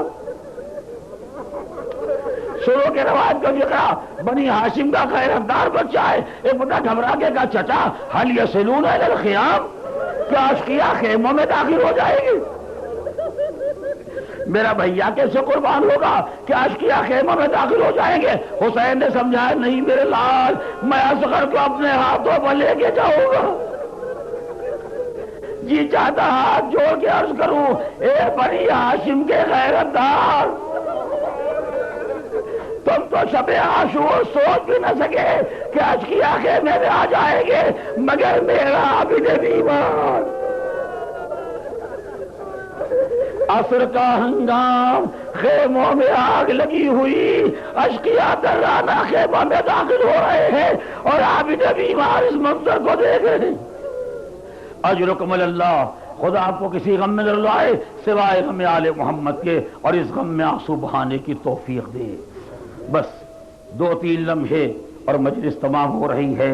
رات گزری، عاشور کی رات گزری، عاشور کا دن آیا، قربانیوں کا سلسلہ شروع ہوا، ظہر کا ہنگام آیا، نماز ظہر کے تھوڑی دیر کے بعد اب بنی ہاشم کی قربانی کا سلسلہ شروع ہوا۔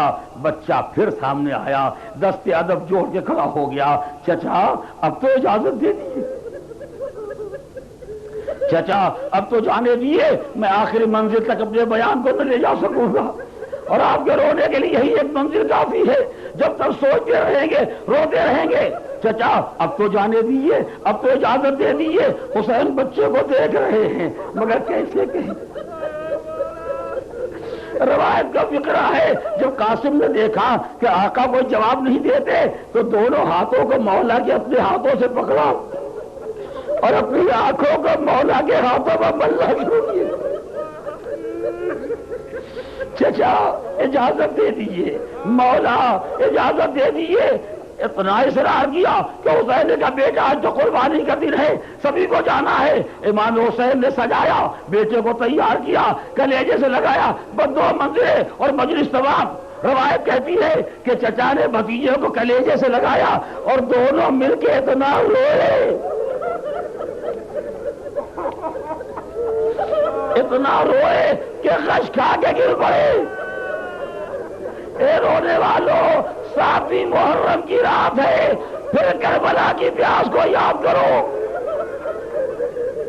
آج اگر کوئی غش کھا کے گر جائے تو اسے ہوش میں لانے کے لیے پانی چھڑکا جاتا ہے، مگر ہائے زینب کی بے کسی، کیا کرے؟ آنسوؤں کا چھڑکاؤ کیا، چچا اور بھتیجے ہوش میں اٹھایا اور کہا کہ چچے بھیا اب نہ روکو، اب قاسم کو جانے دو۔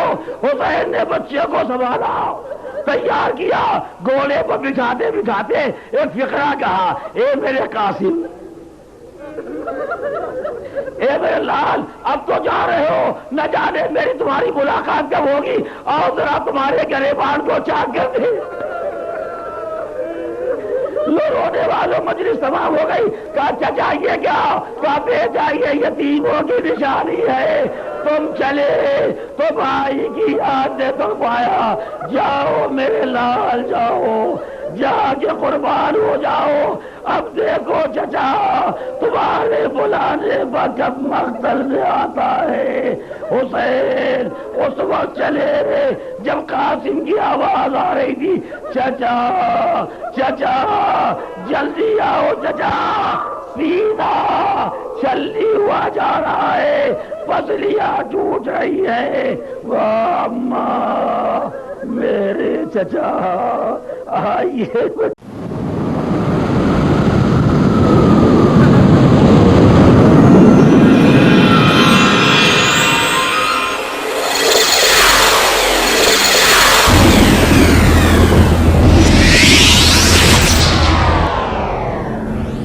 ورلڈ اسلامک نیٹ ورک پیش کرتا ہے دنیا کے مشہور علماء کرام کی نایاب تقریریں۔ دبئی سے علامہ ذیشان حیدر جوادی، انڈیا سے فیروز حیدر عابدی، کینیڈا سے سید ذکی باقری، انڈیا سے احمد علی عابدی، انڈیا سے احسان حیدر جوادی، امریکہ سے حسنین رجب علی، ایسٹ افریقہ سے مرتضی علی دینا، کینیڈا سے Syed Muhammad Rizvi. World Islamic network نے 60 سے زیادہ کتابیں مختلف موضوعات پر شائع کی ہیں۔ ان کی پیش کردہ meaning of Islam, Allama Syed Muhammad Hussain Tabatabai کی اسلامک ٹیچنگ، سید اختر رضوی کی جسٹس آف گاڈ، ان کی پیش کردہ prophet Muhammad peace be upon ہم،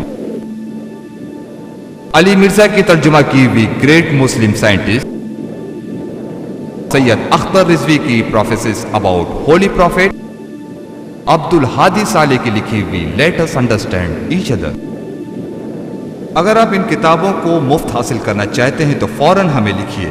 ہمارا پتہ ہے ورلڈ اسلامک نیٹ ورک 6769 حضرت عباس علیہ السلام street, Tongri, Mumbai 9, India. Telephone 377-3648-370-0308. Fax 374-5144.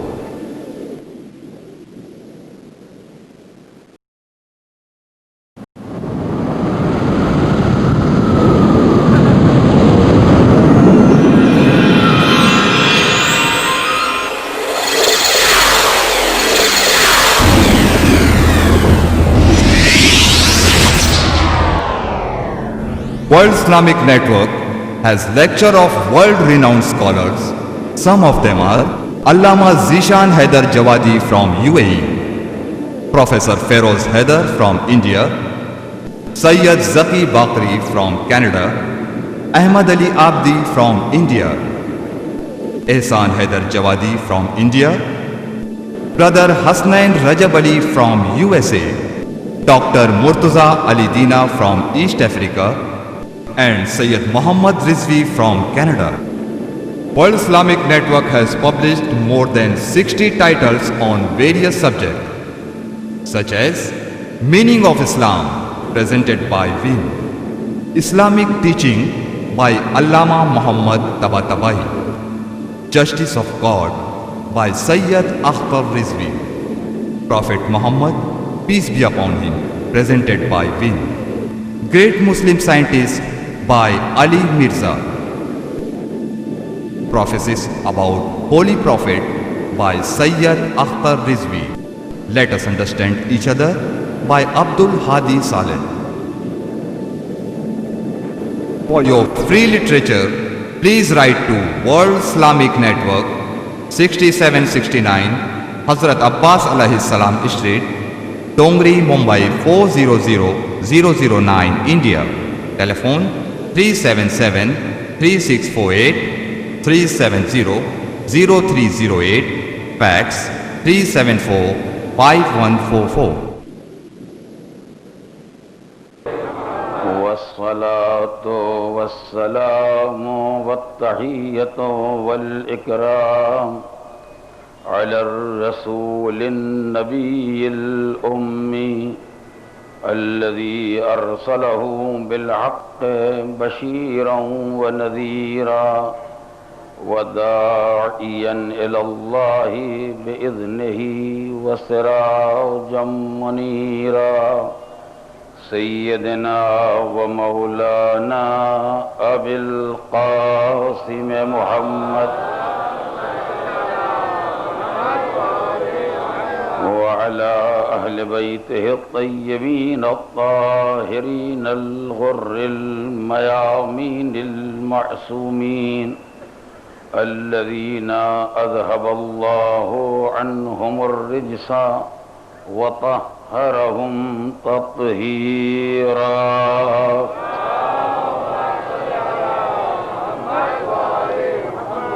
أما بعد فقد قال الله الحكيم في كتابه الكريم بسم الله الرحمن الرحيم قل إنما أنا بشر مثلكم يوحى إلي أنما إلهكم إله واحد فمن كان يرجو لقاء ربه فليعمل عملا صالحا ولا يشرك بعبادة ربه أحدا. صلوات.